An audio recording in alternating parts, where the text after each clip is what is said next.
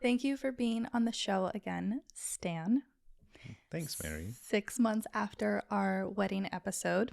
And today, I thought it would be fun to recap our honeymoon, tell our listeners all about Tanzania and Zanzibar, how that went, funny moments, recap, reflections, recommendations, because it's one of those big epic trips that took me quite a bit to plan. And I hope that more people can go and not get discouraged by the planning process. So let's take it away. Absolutely. We are here. I'm here. I'm glad that you and I have an opportunity to share our insights and kind of look back and relive certain moments of our honeymoon together. I love the new layout also. The chairs are definitely comfortable for us to sit in and have a conversation. It feels like we're just kicking In a back therapist and having office. a conversation. Yeah. At our therapist. So firstly, why did we decide to go on a safari? Why Tanzania and Zanzibar? Because we, as privileged as this sounds, it took us a really long time to pick a honeymoon destination. I think because there's so much like pressure and expectations around making it the most epic thing ever. And it was. But there were moments that we were like, maybe we should just not go anywhere. Yeah, absolutely. Because I've traveled quite a bit, nowhere as many countries or have seen as much as you have. But I know that we wanted to pick an area that was special to us both, a place that we have not experienced, something new for us. And the process took a lot longer than we would have wanted it to, Yeah. right?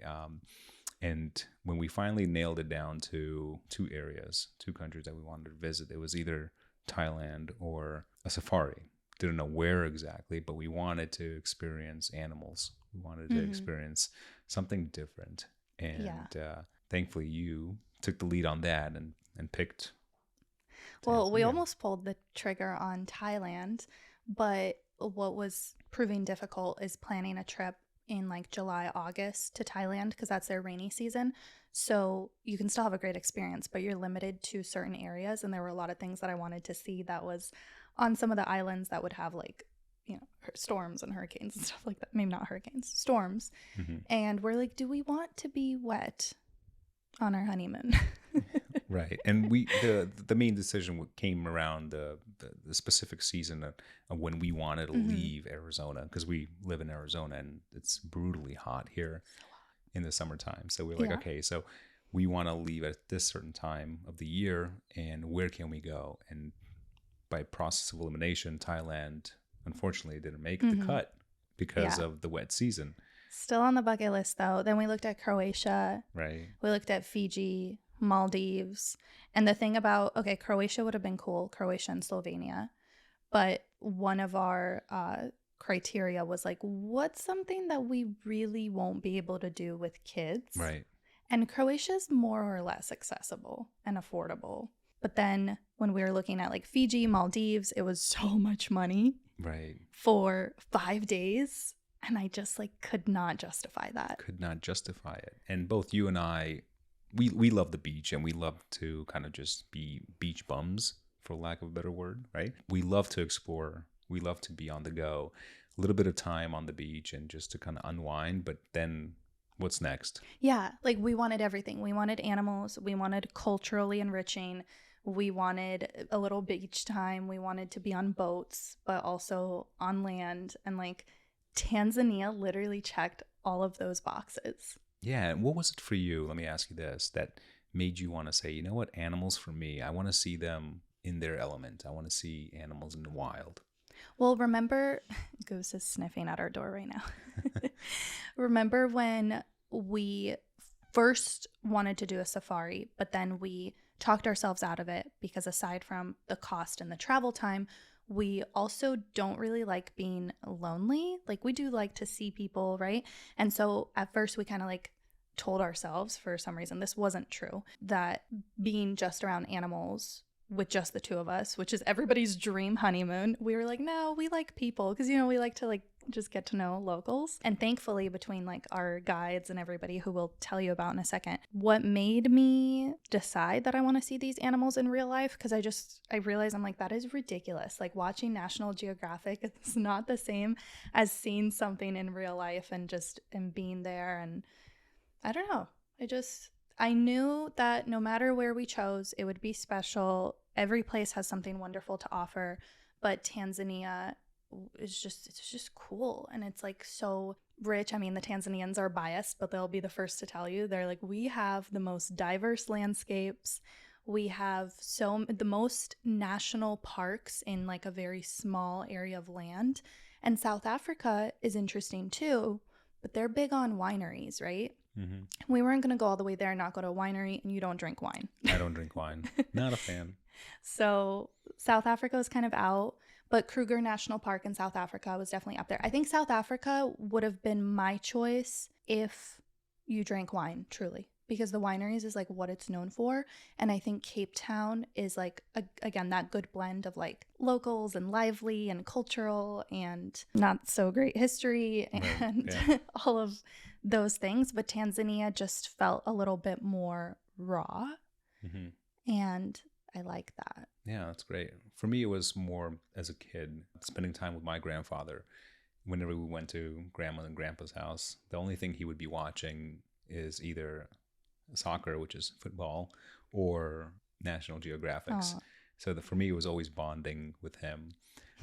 And I got to live that moment with you at the same time and had multiple points of reflection, thinking about like, Grandpa would love this moment, just really? In the moment, to see lions and elephants and zebras and vultures and just being consumed by all of that made me feel so special, and a point of me became like accomplished, like I've made it in a sense, right? Yeah. So it just kind of reflects my bucket list of something that I've always wanted to do, mm-hmm. and I'm so happy that we got to do that together.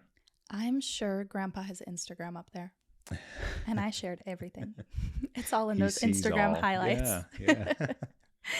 Yeah, it was very like romantic. And granted, not all of it. Like there's a lot of driving, you're tired, we got sick. So, a lot goes down just like with traveling anywhere, but it was also so meditative because you don't have much service. Also, I was surprised that we had more service than we thought we would.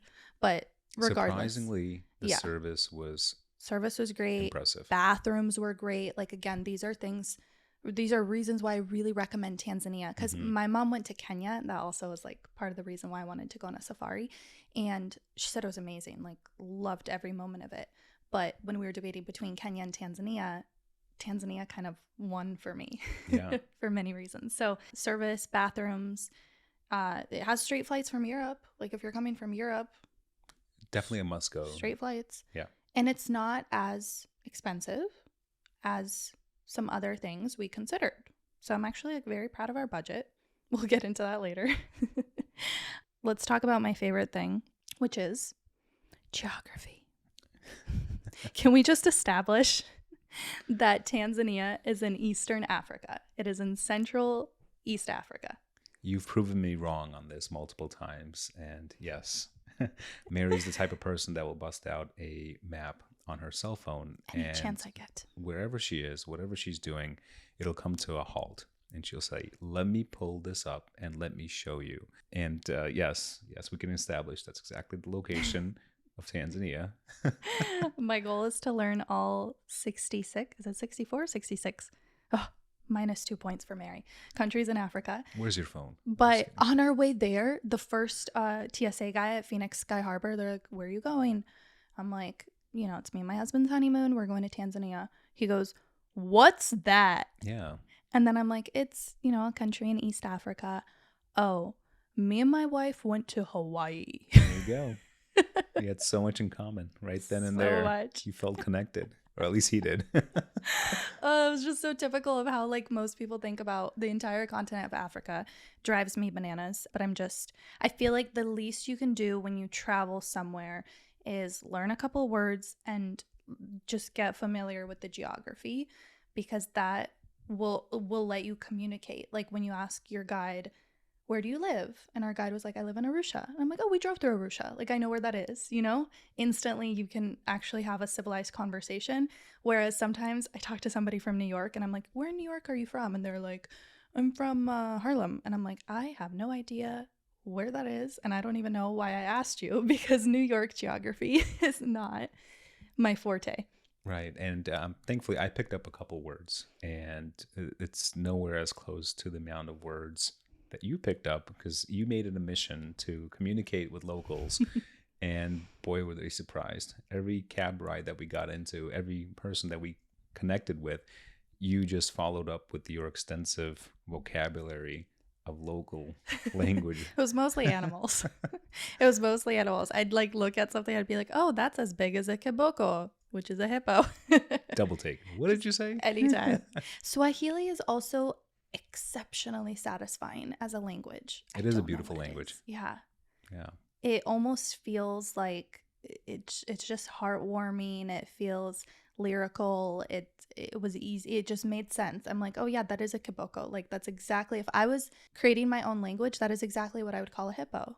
It's a beautiful language as well. It doesn't sound aggressive. Yeah. Right. It sounds like it's more pleasurable. Mm-hmm. And that's one thing that I really loved about it. And when people speak, you can see in their eyes and in their tone that it's just a beautiful language. Yeah. Yeah.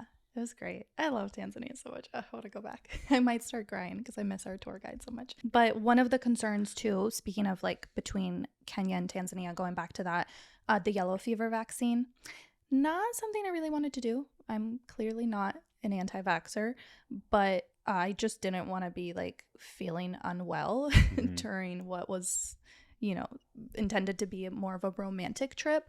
And originally I wanted to do both Kenya and Tanzania because the biggest park, Serengeti, it actually covers, it's on the border of both Kenya and Tanzania. So I'm like, oh, it makes sense to just do both countries. It's even easier to fly into Nairobi than it is to Kilimanjaro. We literally could have saved thousands of dollars if we flew into Kenya. But that yellow fever vaccine is required if you're traveling to Tanzania from a high-risk country, and Kenya is still considered a high-risk country. So we said, okay, we're going to pay a little bit extra. We're just going to stick to one country, not risk, feeling not great before our trip. And that let us not have the yellow fever vaccine, because if you're traveling from the US or Europe, you don't need it just for Tanzania. Yeah, I'm sure that we missed out on quite a bit. But when we weighed out the pros and cons, the last thing we wanted to do is have any downtime. From what we've read online, it seems like it would have taken a couple days to really get back into feeling quote unquote normal. Yeah, my mom said she was so sick. Yeah, and I'm glad that we made that decision, because halfway into our trip, I did get sick. And gosh, is it brutal. It's the worst thing ever to get sick on a trip. It's the last thing you want to do. I know, but for me, I've already accepted like I'm going to get sick. I'm at the very least going to have explosive diarrhea. I have explosive diarrhea when I go from Phoenix to San Diego. It like doesn't matter where I am. I had episodes in Portugal, Spain, I was projectile vomiting. I am always sick everywhere I go. Bali, every time I get it. And at a certain point, you're like, we're just Jewish with sensitive stomachs. Yeah, I was going to say, is it the excitement or is it just new food, new water, new everything? It's Yeah. bound to happen. But malaria was definitely a concern. And we did have the prophylactic because I actually was supposed to host a retreat in Zanzibar. Mhm. So I got all the medication for that. Still had it. It was expired. But I brought it anyway. And I'm like, I'm just going to land there and talk to the locals about the malaria situation. Because technically you're supposed to start the protocol in advance. This is not medical advice. But I just was getting such mixed results when I was researching. So I'm like, I'm just going to go with the locals. It wasn't rainy season, which means less mosquitoes. And I still haven't fully figured out the malaria situation. Yeah, I think that the internet tends to be a little conflicting, because you can find arguments on both sides of things. And when we looked into the CDC, they said definitely get the malaria medication started ahead of time. And when we arrived, locals were saying it's been years since they've had any cases of malaria.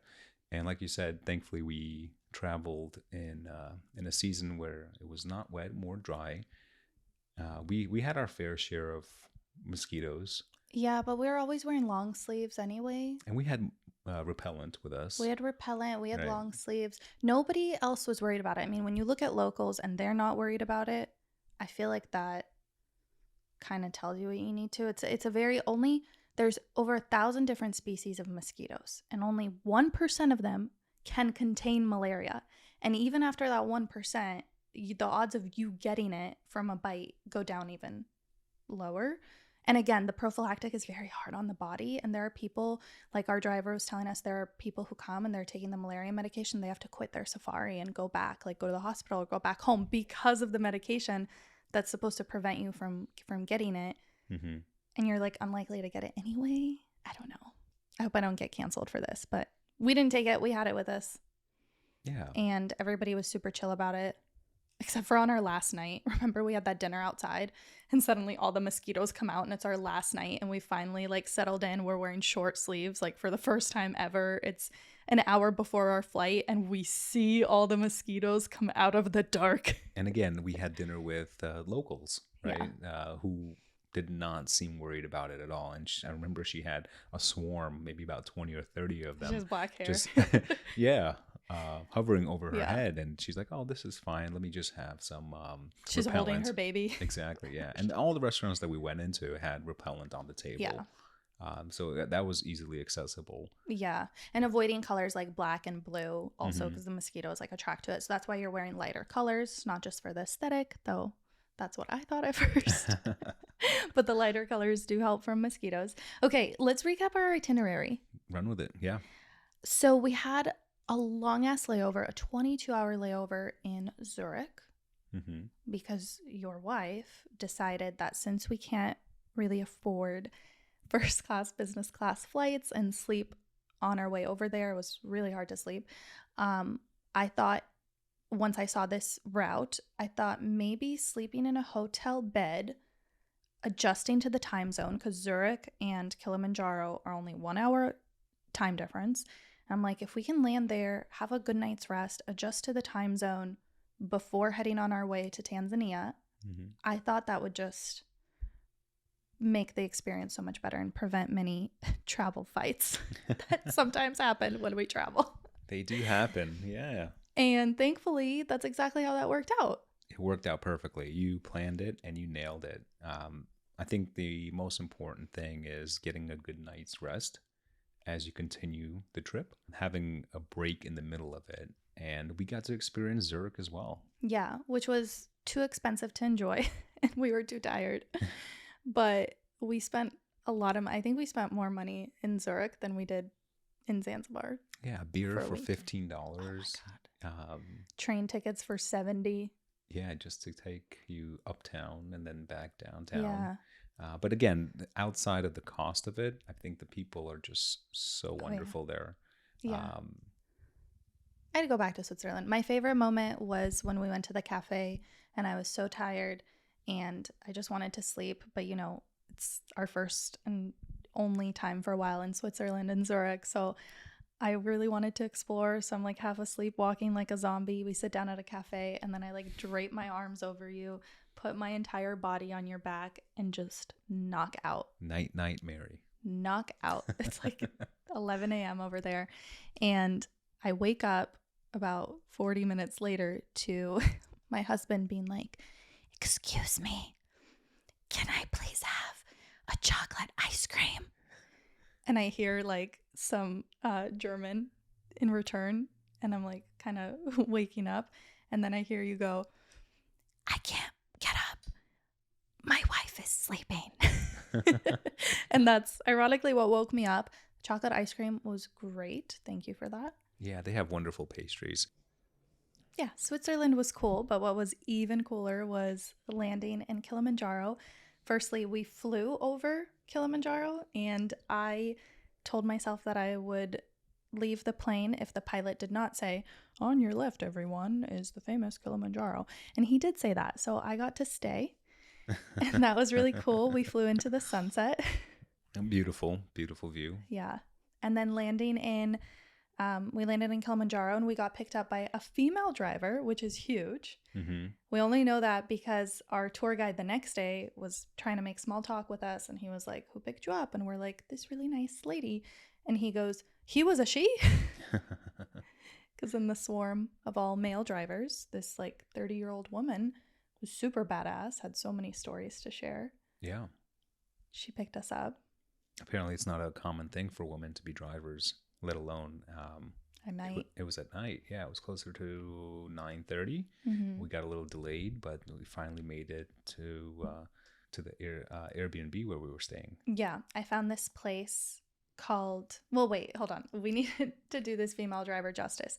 She quizzed us on Swahili, on all the animals. She drilled us and made sure that we were prepared for safari. Granted, we just traveled for like 45 hours and she was giving us tests and said, if you get the answers right, you can get a candy. I wanted that candy. And we did not. We did not get it because we didn't know the big five when we first landed. She felt bad for us and then gave it to us at the end anyway. Yeah. Pop quiz. What are the big five animals? Go with it. Okay, I'll say two. You run with the rest because I could only remember the two. The lion, the rhino, water buffalo. I think it's just buffalo. Is it a water buffalo? It is a water buffalo. Okay. Yeah. Lion, Hippo? rhino, buffalo, hippo, and leopard. Leopard. Wow. Yeah, which is surprising. But I think it's because it's rare to see.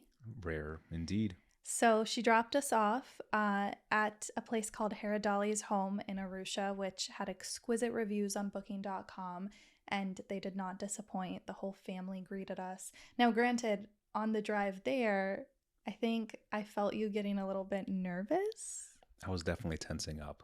I was not used to an area like we were in, I guess you can say. I think landing anywhere at night is like really sketch. It's definitely overwhelming because I didn't expect the amount of people that were out past 9 o'clock. And it seems like the whole city came alive at that time of hour. And for me, I'm looking around, making sure that the doors are locked and just overly, what's the word I'm looking for? Just being cautious and thinking about the escape plan. Yeah, that's Which kind of where my head do. goes into. Yeah, if something were to happen, where do I go? What do I do? Because growing up in Queens, New York, you do not walk alone when the sun goes down, let alone down alleyways, because you are just a target. And that's kind of what I thought I was there. And boy, was I wrong. Yeah, it's just everybody, well, and even in suburban America, like you don't see anybody leaving their four walls after dark. But I think it has a lot to do with just like where people gather. It's not common to gather inside the home because your home is generally like smaller and there's not as much places to sit. So people will just like be right outside their house or their shop, hanging out all night long. And it was a little bit, I mean, I remember my first time solo traveling to Bali. It was my first international trip and I landed there at night. I thought I was driving to my death because of just like, it's like a windy road. It's pitch dark. There's no lights. There's like just people walking the street and you're like, oh my God, people are walking the street. I felt like a target. But we arrived at the most beautiful, warm welcome by this sweet family and their children, hugs, first name basis, home cooked 3-course dinner all set out for us at like 10:30 p.m. Yeah. And it was just so romantic. How many times did I tear up at that first place? Yeah, it was a beautiful moment because you felt like you were a family member. The whole family came out to greet you. Everyone introduced themselves, gave you a tour of the property, gave you a tour of your casita where we were staying, and then made sure that you were fed and said goodnight. Yeah. And that was such a humbling and such a wonderful feeling. I could understand why you would tear up. Yeah, it was really special. And then the next morning, my credit card didn't work. And I got so flustered. I was like, oh my God, now they're going to think I'm sus and trying not to pay. And nobody was worried about it. The owner texted me and she's like, here's the payment link whenever you get on Wi-Fi. And I'm like, we're driving. I'm trying to get it through to her. I'm like, I'm so sorry. She's like, don't apologize. This is Africa. Your credit card won't always work. Yeah, even our driver said, don't you worry about it. When you get a chance, you'll pay for it. Yeah, it's just a trust system. It's a beautiful system. Yeah, and our driver, Kishay, greets us with his little baseball cap, which will forever be ingrained in our memory. I have such a special place in my heart for that man because he made the entire experience. I'm sure every single tour guide in Tanzania is lovely based on the conversations we've overheard and the reviews I've read, but I still am biased toward the fact that we had the best guide ever. Hands down. Kishay literally took us under his wing and made our trip that much more special. He wasn't just a tour guide. He felt like he was a part of us, like a Yeah. family member in a sense, right? He wanted to make sure that we saw everything, we got the chance to experience everything. It wasn't more an itinerary, here's what we're going to see, but at any single moment, if we had a request or needed something, he made it a mission for himself to make sure that we felt fulfilled. Yeah, always. And the first thing he said was, when he debriefed the itinerary, he was like, "Who planned this?" I was like, "I did. I'll take full credit for this." He's like, "This is the perfect itinerary." So we did one night in Tarangire National Park. We did one night in Lake Manyara. We did 2 nights in the Serengeti because it's a huge park. And our last night was in Ngorongoro Crater. So it was total 5 nights, 6 days. I think we got a little tired toward the end, but I wouldn't have shaved off a day either. I feel like 5 nights, 6 days, you're all safaried out. You see a lot, especially that first day. I felt like we saw everybody the first day, and we're like, there's going to be 5 more days of this. Yeah, going into it, you don't expect to see as many animals on the first day because you feel very excited, beyond excitement at that point, that you're here, you're there, and you get a chance to actually see wildlife. And on the first day, I remember going into the first park, you see zebras from a distance, and I overwhelmingly took so many pictures that I think half of my storage on my phone just got backed up. I think that's why your phone just died. All the photos of zebras that we had to clear out. Yeah, definitely deleted tons of zebra photos. They're like New York pigeons, you said. New York pigeons. Yeah, after a while, you're like, oh my God, just another zebra. Our tour guide's like, why are you photographing all these zebras? And the zebras get old, right? But even by day 5 or 6, you're like, oh, okay, it's just a lion. Just a lion. Yeah. This is the last lion. That's what our tour guide said on the last day. And then what do you know? 5 more. Another lion. It was just so romantic and meditative. You know, the phone service was pretty good, surprisingly. Obviously, we weren't on our phones a lot. It's just seeing these animals in real life is like breathtaking and emotional. And yeah, every day was more and more emotional. But that first day at Tarangire, where we stayed at the Simba Lodge, that forever has my heart. And the reason why is that at the lodge itself, there's a pool in the back, and about maybe 40 yards away, there's a water hole. And when that water hole gets dried up, the elephants come up to the pool and drink the water out of that pool. And that is a sight to see. I'm pretty sure that you shared it on your social media, didn't you? mm-hmm. That was just incredible. And then the buffet, the food is just so delicious. The chef came out at night and asked us how we enjoyed it. The people there, the visitors, were also very nice to the staff, which I kind of took note of. All the people visiting were nice to the local staff. Yeah. I think everybody was really lovely, travelers and locals alike. That first place was called Tarangire Simba Lodge, and that was actually one of our, maybe it wasn't completely budget, but I think it was just like one step above budget, like mid-range. It was a couple $100, and that was like literally a highlight. I could have stayed at places like those the whole time and been completely satisfied. Like I feel like when we came to the Four Seasons at Serengeti, it was nice. Yeah, I agree. But not necessary to have a good experience. It felt like we were back in the States somewhere, right? There was no really special feeling. Whereas the Simba Lodge, it was luxury. It was glamping camping. tents. It was glamping, yeah, and it was incredible. And I mentioned to you that the next morning that I could have sworn that I heard a lion close by, even though that they weren't really advertising that there was lions nearby. There was a lion, actually. Because the staff confirmed the next day. Yeah, the staff confirmed, and he was very close and breathing very heavily. And apparently they do that to notify any other lines that are close in the area that I am here. This is my campground. Yeah, that was so cool. And the staff confirmed it because he said that the security was doing like rounds with their flashlights. And they definitely heard them. Yeah, fun fact, if you can't go out alone after sunset, You need to call the front office wherever it is that you are, even at the Four Seasons, and notify them that you want to step out. And then you have to be escorted by armed guards. Yeah. Because the animals, they're out there and we're visiting their property, you know. But yeah, Tarangire, that first park, I think it was just like so overwhelming because it's a small park with lots of animals, lots of elephants. And Lake Manyara, the second place that we drove to, it was a little more mild. Lots of monkeys. Kishay called it monkey business, but then we got surprised by elephants also.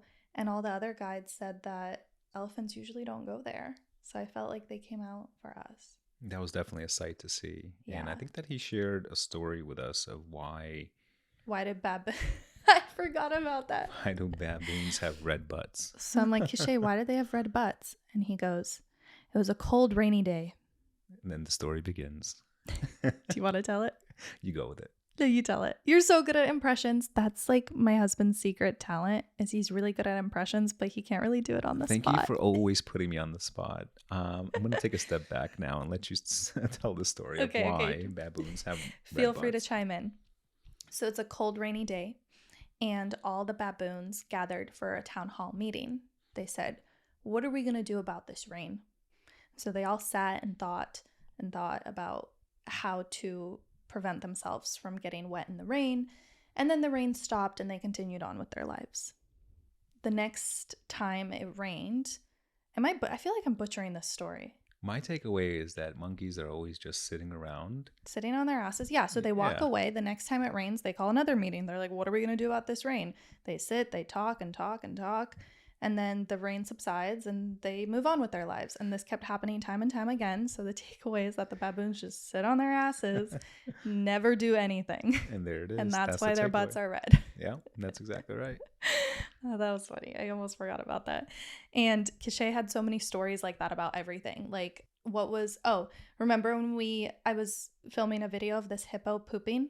Yeah. Because I was relieved that I wasn't the only one having explosive diarrhea. He goes, why do hippos wag their tails when they poop? Fun fact, they wag their tails when they poop. I did not know that. When they poop.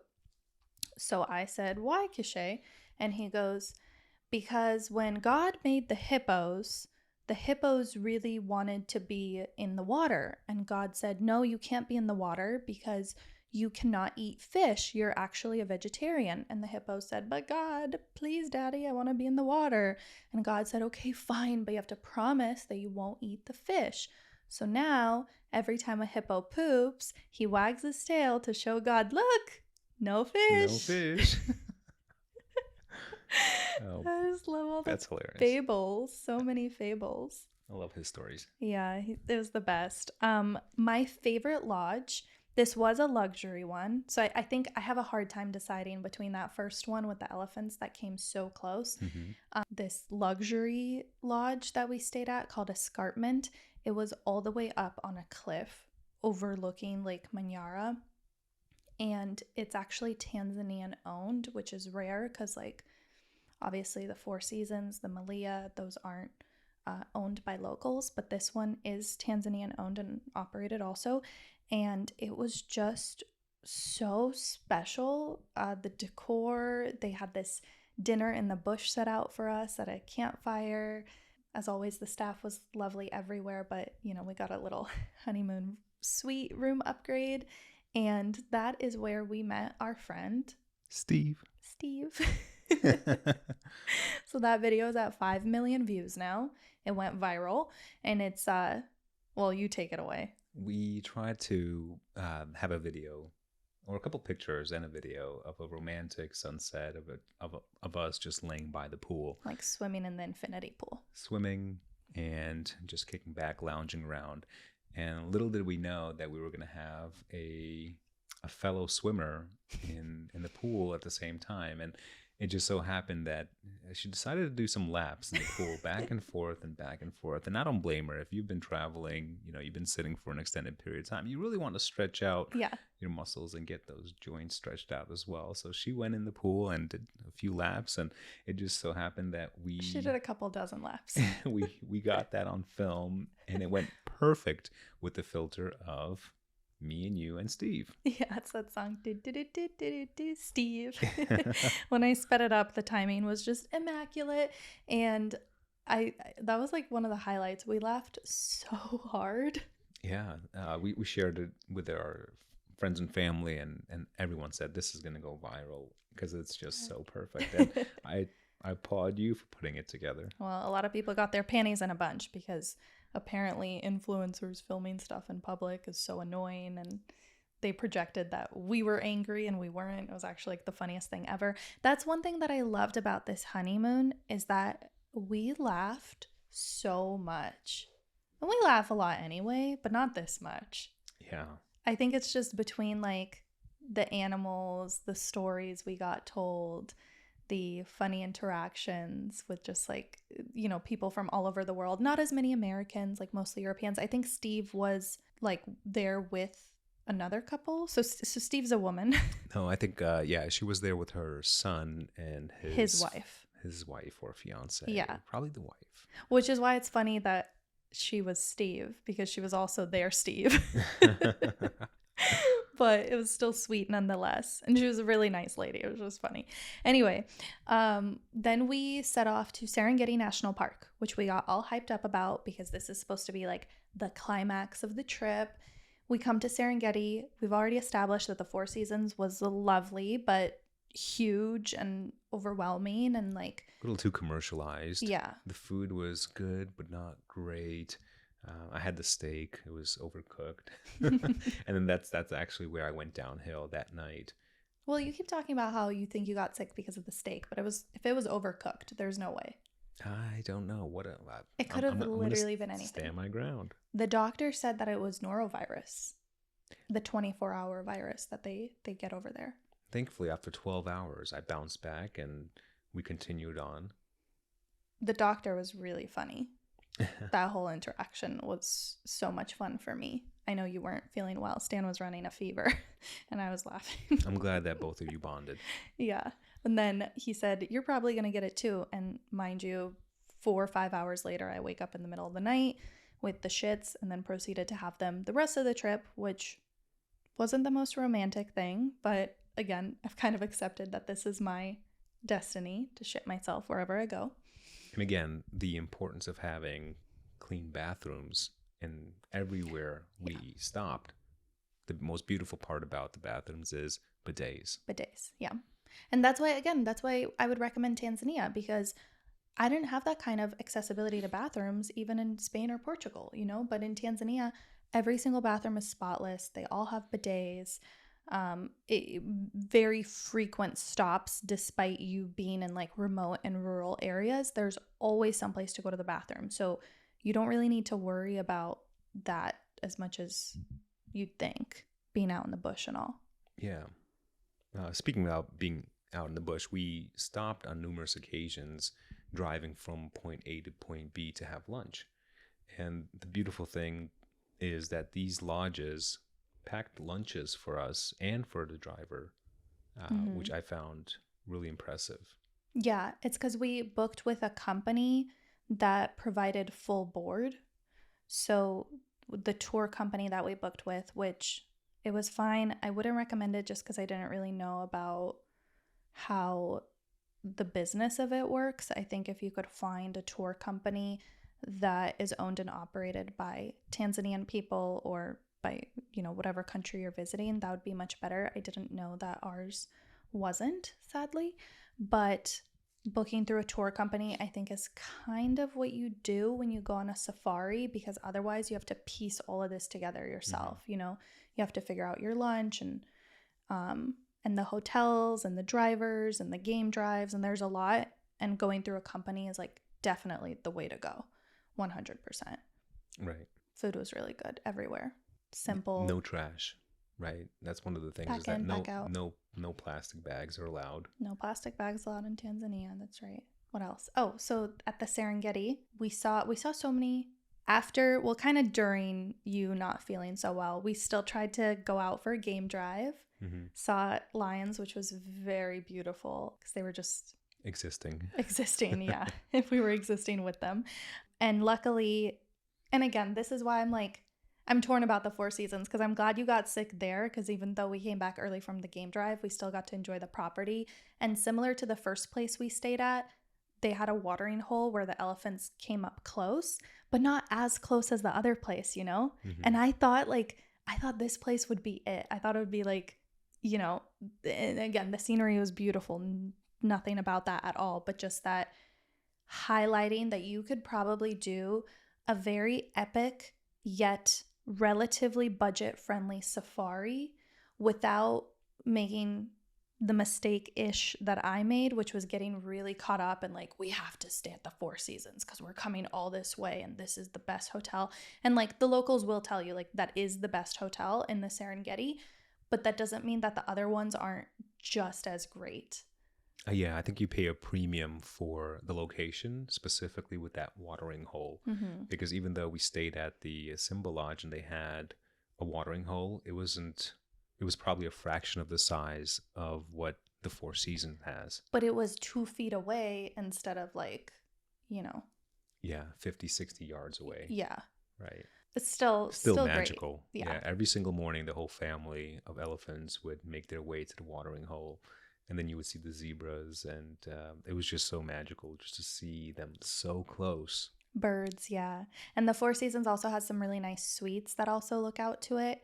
Our window looked out into the bush where just the zebras and the gazelles and impalas were out, but we were kind of over those by now. And then the Pumbas. Oh, the Pumbas! The Pumbas have no necks. They have no necks. So we get to Goron Crater, which is where we saw the majority of the Pumbas. This is a beautiful park. It's a big crater. Mm-hmm. How was it formed again? It was a volcano that encaved itself. Yes. Yeah, you're right. So it's not like an asteroid crater. Mm-hmm. It was a volcano that, what happened? It erupted. It got destroyed and then... Yeah. So I'm assuming that it encaved that after an explosion. Mm-hmm. After we got stuck in an elephant traffic jam, we were on the hunt for rhinos, who are the only big five that we didn't see.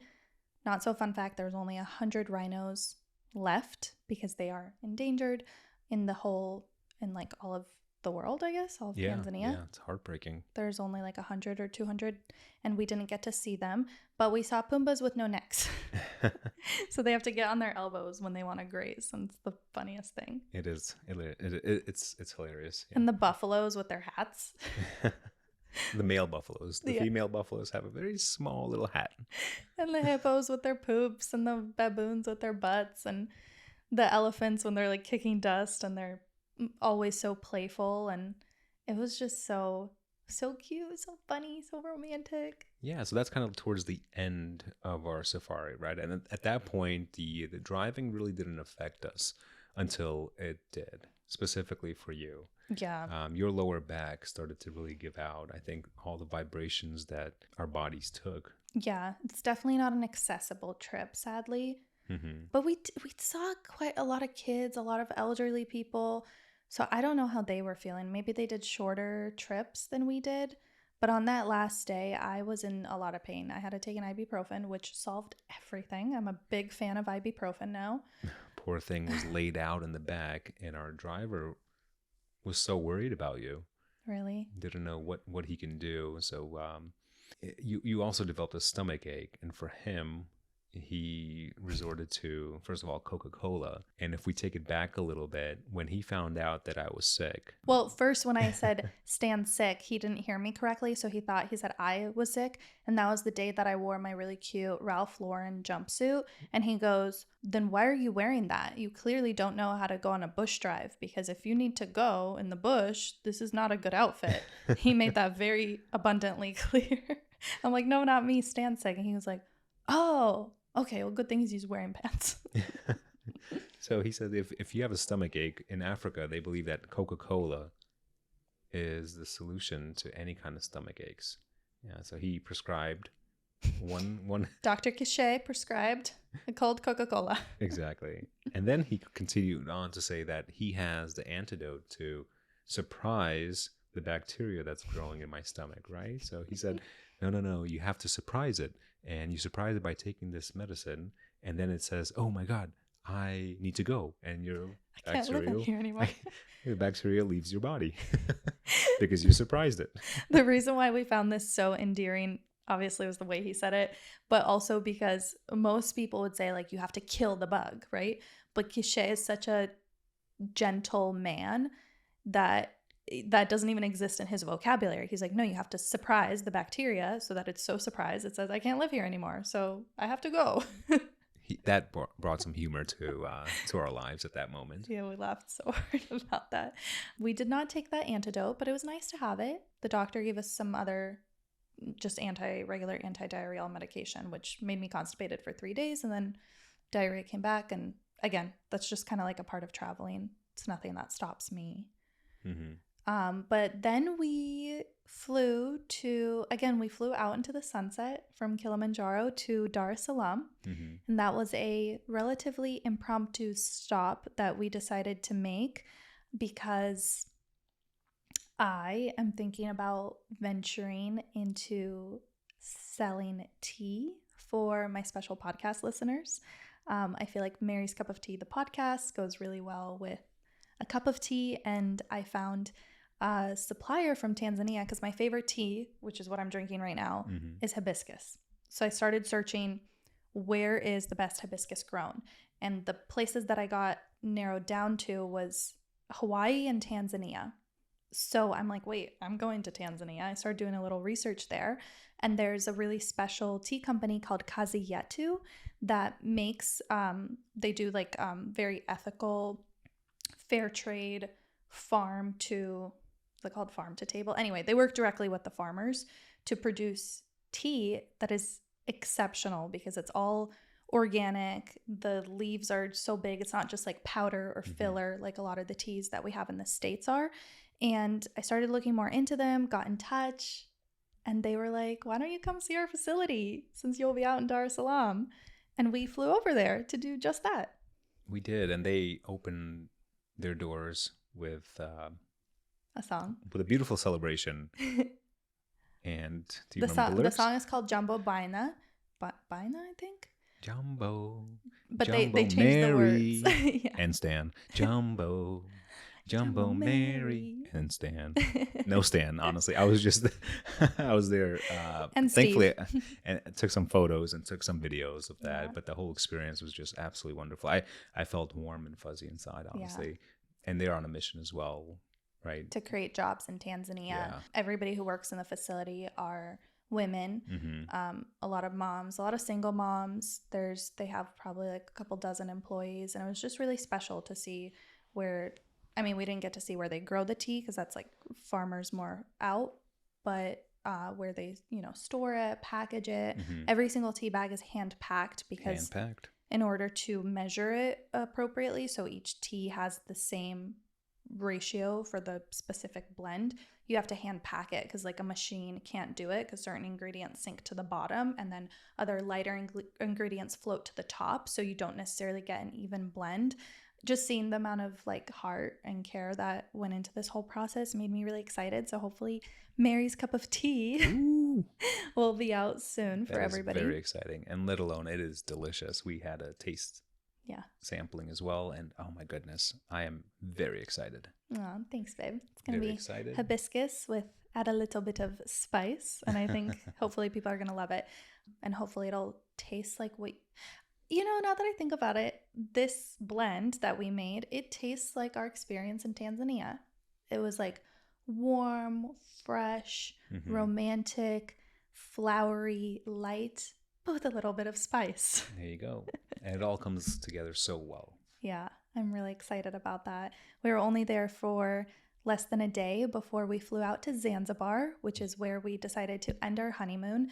I've had Zanzibar on my radar for a long time because I was supposed to host a retreat there. That didn't work out because of COVID. And I thought since we're going all the way over there, we might as well tack on an island vacation. What a beautiful place we ended up on. Zuri was absolutely stunning. Well, first we landed in the city. We stayed in Stone Town. And I, again, felt you getting a little tense. Just like landing anywhere, you're just getting familiar with the surroundings, with the environment. And I'm curious to know what your first impression was of Zanzibar. what I was expecting is, as a tourist, being flooded with locals trying to sell you things, and them not taking no very lightly, right? Because the places that we've visited before, they're very much in your face. But I was genuinely surprised there was none of that. There was a hello, how are you? Please come inside, take a look at our souvenirs. Everything is handmade. And if we said no, they leave it right then and there. Whenever we needed some sort of advice or recommendations, the people, the locals were very open to giving us their recommendations of where to go, Yeah, they'll what literally to walk see, you across town. and they'll walk with you. Mhm. Yeah, it's a beautiful, beautiful feeling. No pressure from locals at all. Yeah. So one thing to know about Zanzibar and what makes it so culturally rich and special is that it is 99% Muslim. However, it is a part of Tanzania, which is predominantly Christian. And this has a lot to do with the history. The old sultan from Iran brought all his people there. I might be butchering this, Iraq or Iran. Anyway, there's a lot of history there. There's sadly a lot of former slave trade also happening there, not to the Americas, but rather to the Middle East through Zanzibar. And in 1964, after or during the Tanzanian Revolution, Zanzibar became a part of Tanzania, even though it's wildly different and the religion is totally different. And I mean, they all share a country now, but it's different. It's like going from a Christian place to a Muslim place. And we're Jews. I'm going to say some non-PC stuff now, but arriving in a place completely surrounded by people who I'll speak for myself, I have been told are like the enemy of the Jewish state. And then like now being on their territory, like that was a little bit of a culture shock for me. Right. And every minute spent there just was beyond humbling and educating. Just like, I feel like that Tanzania in general, Zanzibar especially, just like made me a better person, because like realizing firsthand, not just being told Muslims are very peaceful. Like we know that conceptually, but being immersed in it and experiencing every single man standing in front of you becoming like a father figure and like getting so close, like I have goosebumps talking about it. I think that's the difference between like reading about a religion and being like, you know, everything we've been told and all the Islamophobia that we've been, you know, exposed to in the US is not only not valid, but also like it is literally the exact opposite. Yeah, for me, they had the prayers 5 times a day. And in the beginning, the first night that we were there, I had chills running down my spine, not necessarily in a positive way. But as time went on, couple of days, even after the first night, just waking up to that, it brought a sense of calm. Yeah. Right. You're like, oh, that's a beautiful voice. It's a beautiful, soothing voice and a beautiful, soothing experience that I felt. And I haven't felt that before, because what I've seen in the movies is something completely different. And what we've experienced in Israel, Palestine is very divided. Yeah. And like, you don't go there.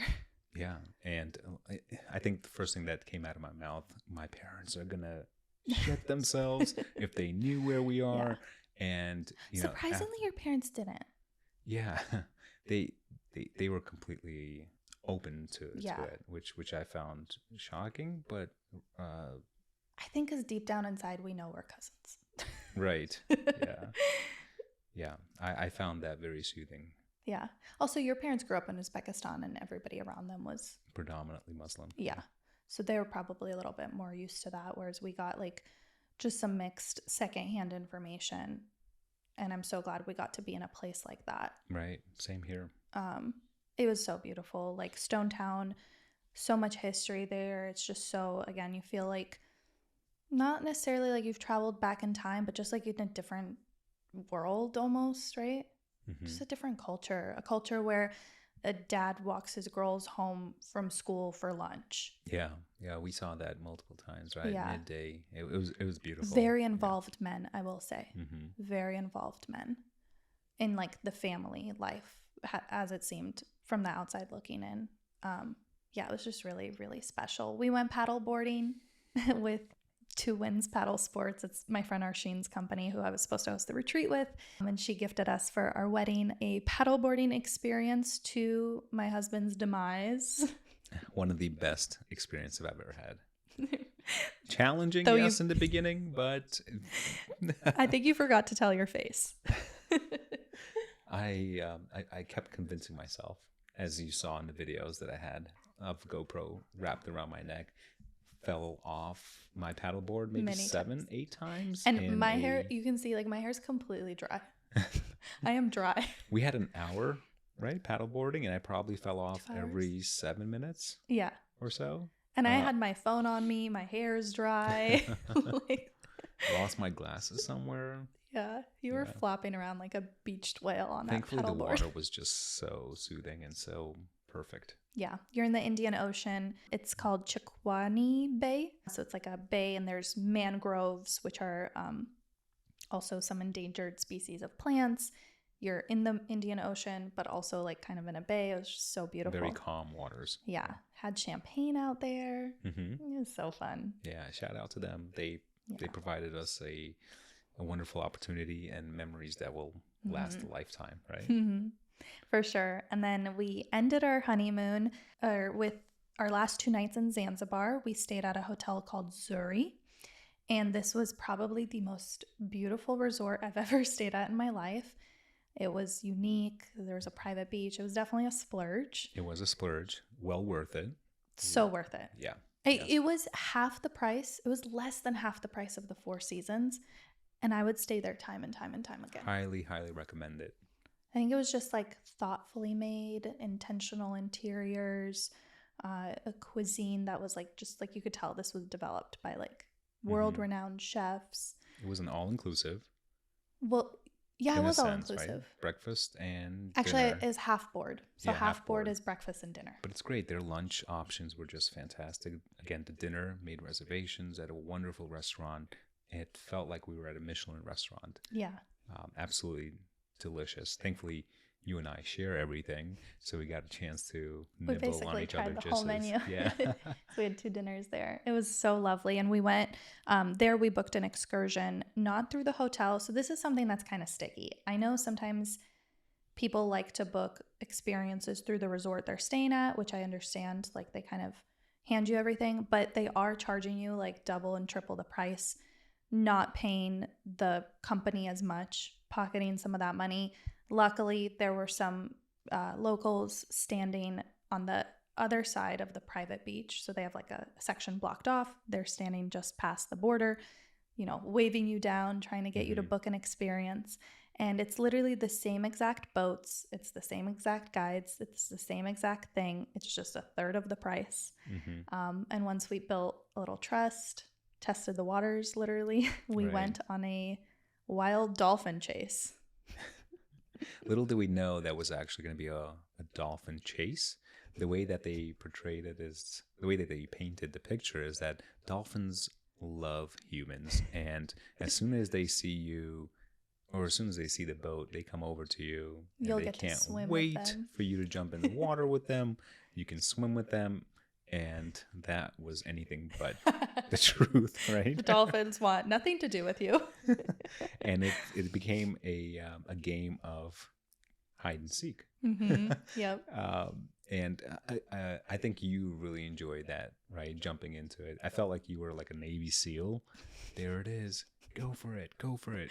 Felt like a very untrained Navy SEAL because they don't tell you like how fast you have to like get out with your equipment on and chase the dolphins, like quite literally swim after them just to say you swam with them. I don't think that counts as swimming with them. I think that's swimming after them. After them, right? Swimming towards them. I did it once and I was like, all right, I'm tapped out. You go ahead, Mary. You enjoy this and I'll just be your photographer from the sideline.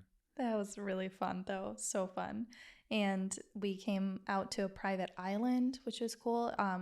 The rumor is that it's owned by Bill Gates. It's not. It's owned by some resort. There's a resort on an island called Memba, which is off the northern coast of Zanzibar. And you can only get there by boat. It has clear teal water. You can snorkel in the coral. It's really, really, really nice. And that's where if you look up photos of Zanzibar, you'll see like a strip. What is that Yep. called? Yeah. A landing strip. Anyway, when the tide is low, you can see the land. And you can walk on it. You can walk on it. That's the cool thing about it. And it could be ankle deep of water, or it can be knee deep, or it can be 6 feet deep. So you can actually walk along this little strip of sand, in a sense, right? Yeah. We spent a couple of hours there, and it was just absolutely beautiful. Something that I didn't want to leave from our guide. Chopped up some fruits for us. Fresh fruit. It was delicious. Brought out a whole ass pineapple, watermelon, bananas, all there was fresh. a couple dozen of other boats there, so there was quite a bit of people there. So we got a chance to interact with people. You got noticed there, right, by a lady. A gal came up to you and was like, "Oh my God, are you Mary?" And took a photo with her. So that was really nice. That was so sweet. She's like, really sweet. "I'm from Germany. I follow you on Instagram." Yeah. I'm like, "What are the odds we're on a remote island off of a remote island in Eastern Africa?" Shout out to Germany. That was really, really cool. And after a wild dolphin chase, just hung out by the beach, had a couple of last meals in Zanzibar, and then we went on our my first ever business class flight, courtesy of husband. Yeah, so it allowed us to unwind, right? Because jet lag, I was definitely jet lagged when we got back, but because you decided to watch movies the whole time. I actually was horizontal asleep, and I didn't have any jet lag. That changed my life. That flight changed my life. Yeah, everything was just so special. Oh, one thing we didn't talk about was seeing Arsheen's foundation.